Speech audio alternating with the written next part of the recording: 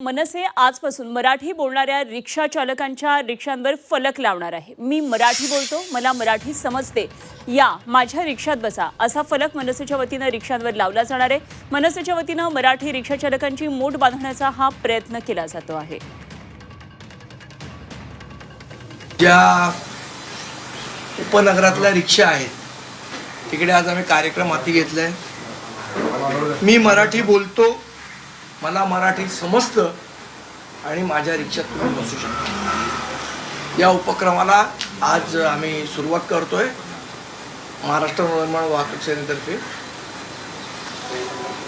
आणि मला असं वाटतं की महाराष्ट्रातल्या सर्व मराठी प्रेमी, महाराष्ट्र प्रेमी जनतेला आमचं आव्हान आहे की ज्या रिक्षांवर हा स्टिकर दिसेल त्या रिक्षांनीच आपण शक्यतो प्रवास करावा अशी आमची विनंती राहील।